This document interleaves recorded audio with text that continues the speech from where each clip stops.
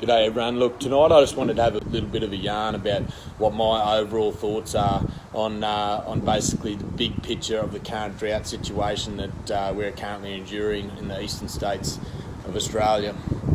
Basically to try and help notify or educate people on the current situation so people become more aware of how critical times are starting to become. I think it has been highlighted a little bit in the media in the last 3 or 4 weeks since the Menindee fish kill occurred in the far western New South Wales in the Darling River, which was a tragedy. But I think it was a bit disappointing to see people pointing fingers and blaming cotton growers specifically, probably in the northern parts of the Murray-Darling Basin. But look, I won't touch on that too much because I think there's already been a lot of really good articles written by people stating the facts and figures as to why cotton growing is in fact not the reason for the fish deaths in far west New South Wales, and it is actually the drought. And, I fully agree, and that's why I'm saying and trying to get messages across is I think we're in a drought that no one's ever seen before, and that maybe none of us will ever see again.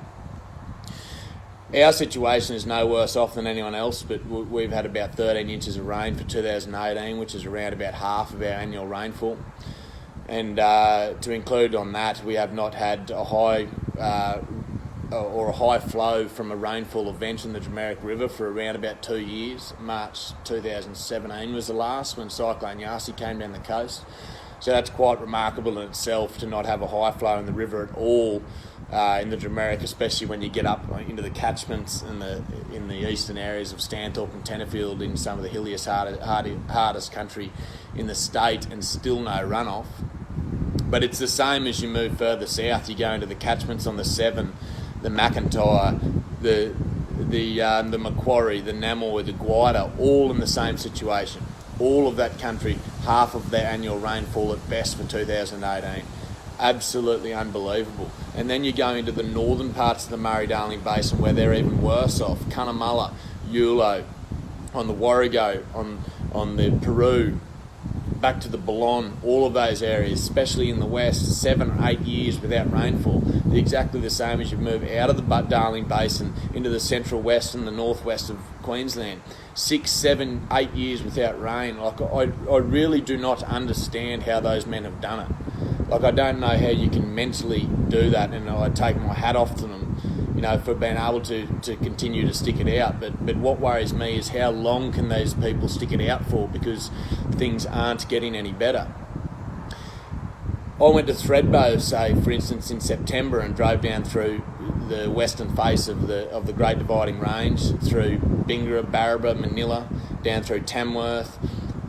That country was so crook, I couldn't believe my eyes in September last year. I've never seen that country so crook. And then I came back up further west and went through Dubbo, Coonabarabran, back up to Narrabri, to Moree. All of that beautiful country through there. Hardly a winter crop to be seen, especially down through the Liverpool Plains. From Coolah north to Gunnedah, in arguably the heart of the best grain growing country in Australia, not a winter crop to be seen. And there's probably hardly a summer crop to be seen down there at the moment either, and if there was, it probably had a good start with a horrific finish. Those men are staring down the barrel at having no moisture to plant on for another winter crop. And then you look at breeding areas for sheep and cattle in the northern parts of the New England, where you move further west to still relatively high rainfall country. There's no water in dams anywhere. There's been no runoff. There's no feed. Those blokes have been feeding for up to 2 years.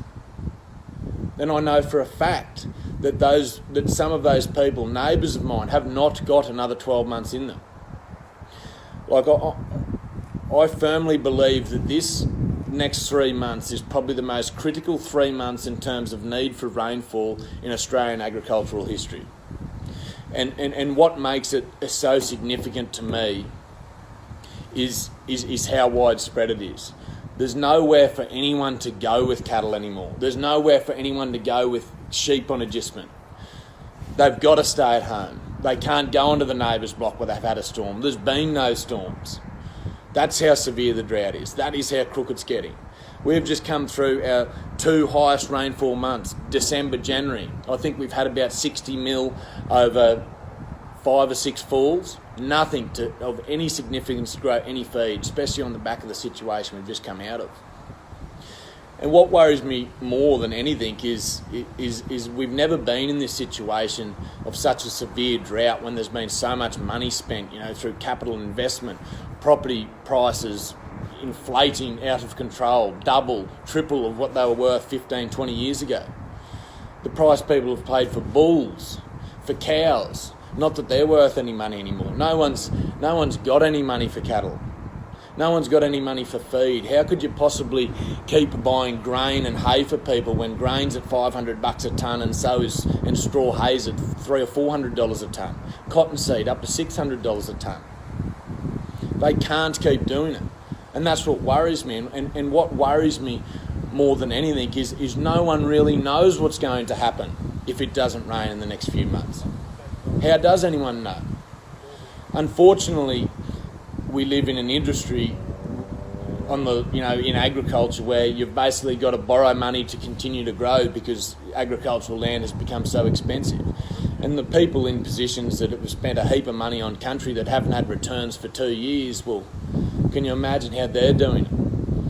All we're hearing about at the moment is the tragedy of the fish kills, but I want to hear about the other 500 tragedies that are happening all around New South Wales, Victoria and Queensland. The thousands of tragedies. What families are going through is just beyond belief.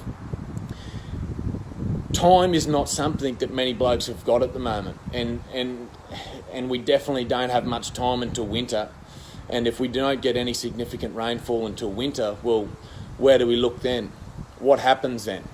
Where do cattle go? The market gets flooded, the markets collapse. You don't know what could happen. All we need to do is just pray for rain, because that's the only thing that can fix this situation.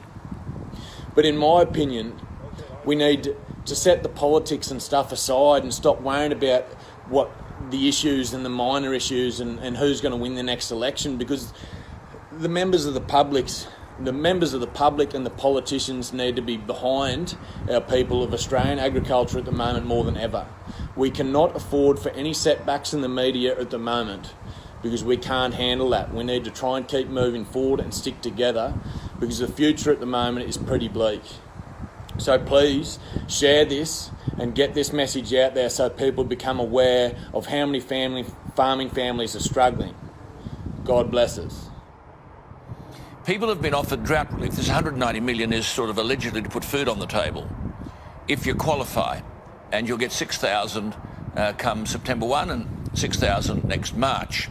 However, the documentation, this is 259 questions you have to answer on almost 80 pages. Now, Jess, on my Facebook page, has made a point today, and she said to me, I just sat down to apply for the farm household allowance. This is unbelievable, this.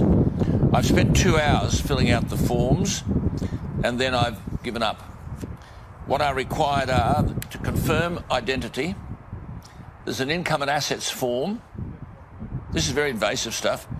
A form that authorises someone else to inquire on my behalf, and all the details of that person might be you. I've got to then put all your details down on that form. Real estate details. What do you owe or own? Private company. All the details of a private. This is get a piddling $6,000. A private company form. Copies, plural, of your personal income tax return. Copies of the latest business tax returns. Copies, plural, of your latest profit and loss statements. Copies of documents which confirm your leave entitlements. Bushies, farmers, leave? Kidding me. Copy of written evidence that your loan contract can't be renegotiated by a commercial lender, and proof of your bank balance. So let me tell you, when they would have costed the $190 million, Alan, it will cost almost as much if they'd applied it across the board to everyone without having to meet an income test, as it will to verify all of these.